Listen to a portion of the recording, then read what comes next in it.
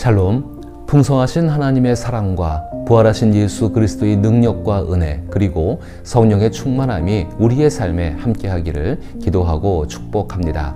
오늘 함께 읽고 묵상할 말씀은 마가복음 4장 35절로부터 39절 말씀입니다. 제가 읽어봅니다. 그날 저물 때에 제자들에게 이르시되 우리가 저편으로 건너가자 하시니 그들이 무리를 떠나 예수를 배에 계신 그대로 모시고 가매 다른 배들도 함께 하더니 큰 광풍이 일어나며 물결이 배에 부딪혀 들어와 배에 가득하게 되었더라. 예수께서는 고물에서 베개를 베고 주무시더니 제자들이 깨우며 이르되 선생님이여 우리가 죽게 된 것을 돌보지 아니하시나이까 하니 예수께서 깨어 바람을 꾸짖으시며 바다더러 이르시되 잠잠하라 고요하라 하시니 바람이 그치고 아주 잔잔하여지더라. 아멘. 저는 오늘 이 말씀을 통해서 예수님은 믿는 자의 능력이시다라는 것을 생각해 보고자 합니다. 우리 믿음의 사람들은 누구나 예수님이 능력이신 것을 분명히 알고 있습니다. 그런데 그런 믿음의 근거가 우리의 생각이 아니라 성경에서 증언하는 사실이기를 저는 바라는 것입니다. 그래서 이 말씀을 생각해 보고자 하는 것입니다.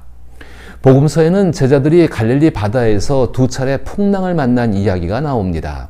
한 번은 예수님께서 물 위를 걸어 제자들에게 다가가신 사건이었고 다른 한 번은 배 안에서 주무시고 계신 예수님과 함께한 사건입니다. 이 두 사건 모두 예수님의 능력을 증명하며 우리에게 인생의 배가 침몰할지라도 예수님이 계시기에 두려워할 필요가 없다는 메시지를 전해줍니다. 두려움은 통제할 수 없는 대상에서 비롯됩니다. 통제할 수 없는 것들에 대해 깊이 생각해 보시길 바랍니다. 예를 들어 이런 것이겠지요. 세월을 거스를 수 없듯이 나이가 드는 것도 우리가 어쩔 수 없는 일이며 이로 인해 자연스럽게 두려움이 생깁니다.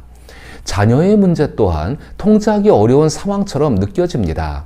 가난, 차별, 소외, 국가적 사회적 문제 등 자연재해, 죄악 등 다양한 문제들로 인해 우리는 두려움을 느끼고 이를 해결하기 위해 부단히 노력하지만 기대만큼 뛰어난 성과를 내지 못하는 것이 우리의 현실입니다. 오늘 함께 읽은 본문에서 예수님과 제자들이 함께 타고 있는 배는 우리 인생을 상징한다고 말할 수 있습니다. 제자들이 예수님과 함께 있는 풍랑을 만난 배를 통해 우리 인생의 배에 두 가지 통제할 수 없는 능력, 즉 힘을 관찰할 수 있습니다. 하나는 예수님의 능력이고 다른 하나는 광풍이라 불리는 자연의 힘, 즉 두려움을 주는 통제할 수 없는 힘입니다. 또한 제자들이 이 두 힘을 직접 경험했다는 점도 주목할 만합니다.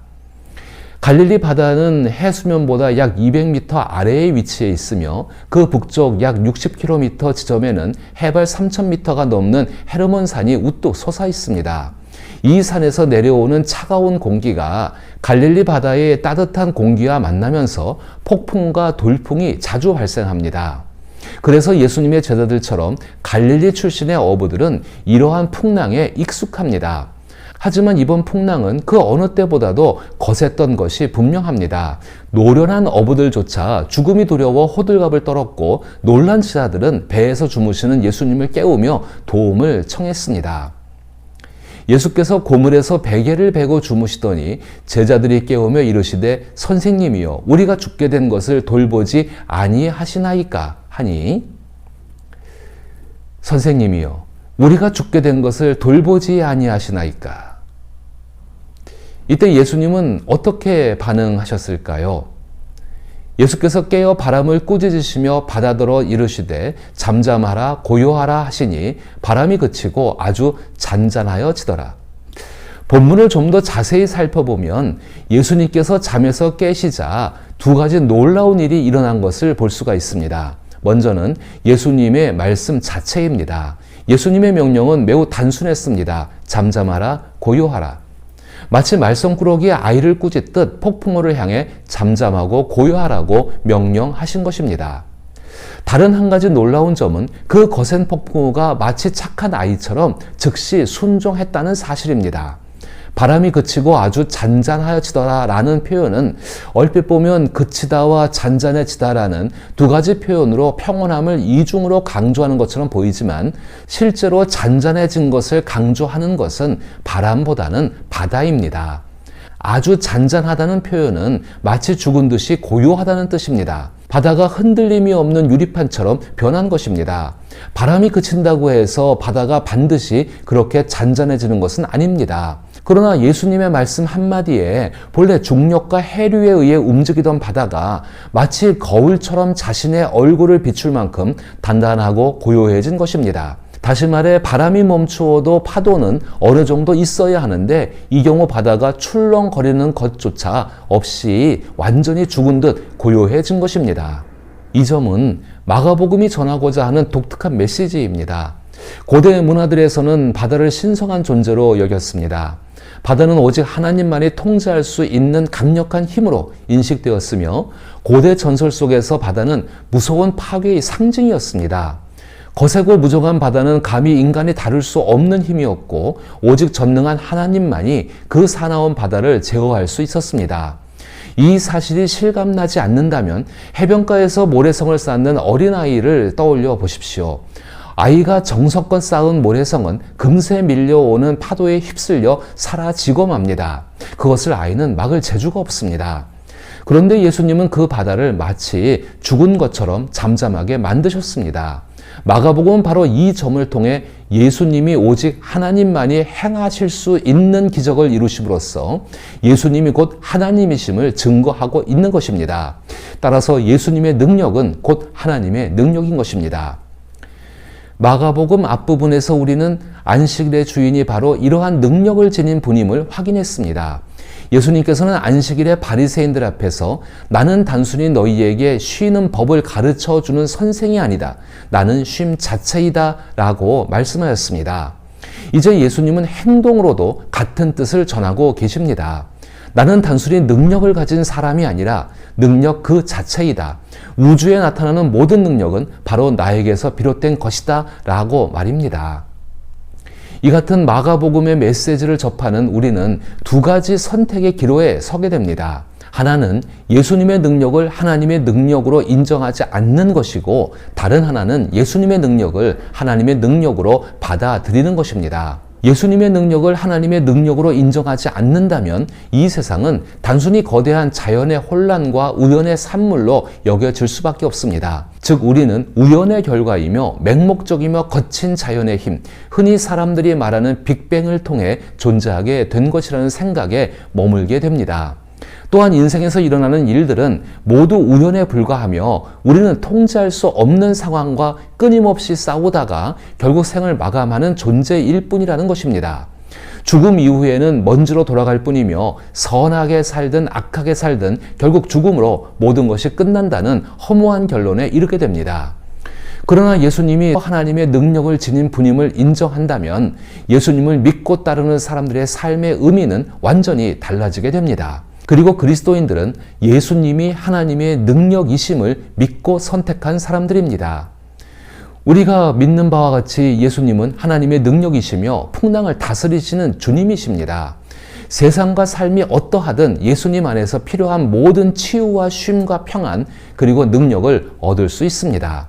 더 정확히 말하자면 우리 인생이라는 배 안에 함께 계신 분이 바로 예수님이시기에 예수님은 하나님의 능력으로 우리에게 필요한 치유와 쉼, 평안을 주시고 그것을 이루기 위한 능력을 행하신다라고 표현하는 것이 더 적절할 것입니다.